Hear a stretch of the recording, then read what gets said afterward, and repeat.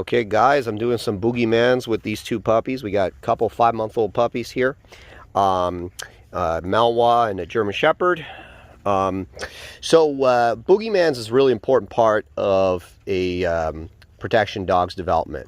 Especially dogs like these. Both these dogs have really nice prey drive, but they also have a fair bit of reactive aggression. Okay?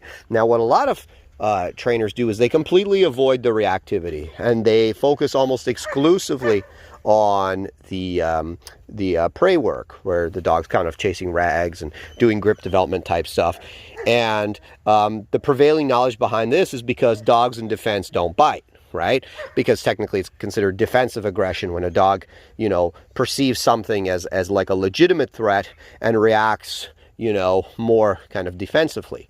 But this is a big mistake, and it leaves a huge hole in the dog's game, especially for a dog that has a fair bit of natural reactive aggression. Now, not all puppies do. Some puppies are very social and they have, you know, quite a bit of prey and play and not much else. And if that's the case, then, you know, maybe you don't push the reactive aggression too much. But for dogs like this that have a fair bit of natural reactivity when it comes to suspicious people or strange situations, you can use that, and you teach the dog how to deal with this emotion, because this emotion is a very strong emotion and it overwhelms prey drive. That's why if you work these dogs only in prey, even though they both have very high prey, they're going to have a hole. They're going to have a weakness, and I don't want any weaknesses in their game. So what I'm going to be doing is I'm going to be taking them through this and showing them this is how you deal with this emotion. This is how you deal with this situation. You become forward, you become aggressive, and when you do that, you win. And you will see that suddenly starts, that arousal and that emotion actually channels into the bite work later on, and you see even more power in the bite work. Even though biting is a prey behavior, what you're doing is you're teaching them, because what happens is if you stay in prey, the dog basically knows what to do in that emotion. But then when something triggers their defense or something triggers their reactivity, they fall apart because they've never been shown what to productively do in that emotion. It's just been avoided in the dog's development.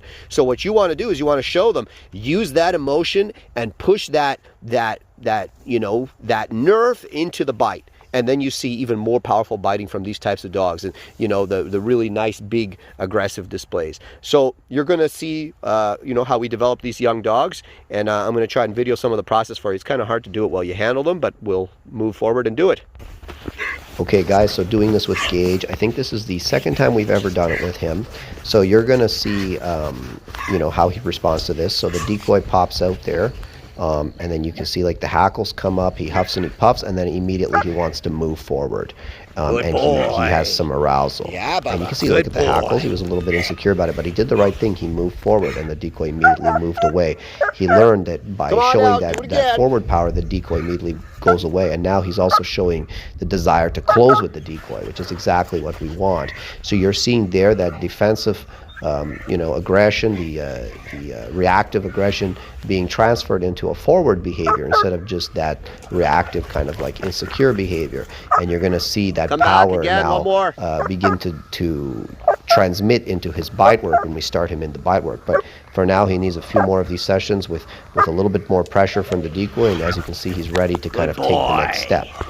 So this next one is with Dizzy. Dizzy has never done this before, and maybe she's definitely not as strong as Gage is. And there you can see, like, there's that insecurity, and it might be hard for you to hear here. I'm going to kind of not talk so much, but you can see kind of like she huffs and she puffs, and she's doing a lot of very low growling. And you'll see at one point the decoy immediately moves away when she kind of, yeah, right there, I told him to kind of move away because she did a very low huff. And it's important with her, as you can see, you know, she's insecure about the situation, she's got that reactive aggression going, but she's not quite sure what to do with it, and she has not yet developed that confidence in herself that, you know, she can be successful and she can be, that her strength and that you know, her forward aggression will push him away. She doesn't believe in herself enough yet, and what we're doing now is we're teaching her to believe in herself. So again, you can kind of see that huffing and that puffing, and the decoy reacts every time she barks. It's a little bit tough for the decoy because we're at quite a distance here and he can barely hear her because she's not making a lot of noise, and she's definitely not making a big scene. The other thing that you'll notice, sometimes she looks away and kind of looks to me for reassurance. That look away is also a piece of avoidance. So it's really important to kind of build the stable behavior with her, and that the decoy not move away when the dog isn't offering the proper behavior, yet also not pressure her too much that she shuts down and actually has a negative experience.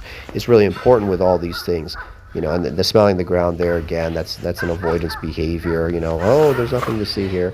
So again, you can see that, right? She's not quite sure what to do there, you know. And then there's the avoidance behavior again, and then she kind of starts growling a little bit, and shortly, I think she does the right thing. There she goes. She just does a little huff and a puff, and that's how it starts, right, guys? So, you know, we don't expect huge things right from the get-go. So here's the second round with Dizzy, and you can kind of see the same thing, like some low growling.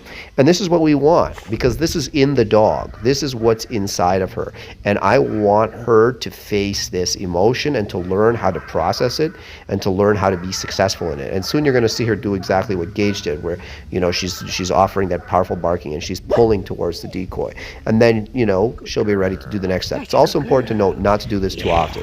So now I'm going to show one of the puppies from my breeding program, Extra, that's in training here as a personal protection dog. And this dog is more advanced, as you can see immediately, that she's still a little bit of the hackles, right? This is a 9-month-old German Shepherd, but look at immediately that forward behavior. She wants to get to the decoy. She doesn't have any problem closing with him. She wants to get close to him. And, you know, this is a dog now that is ready to move to the next level with this kind of work. And we've already started her on suit work and stuff like this.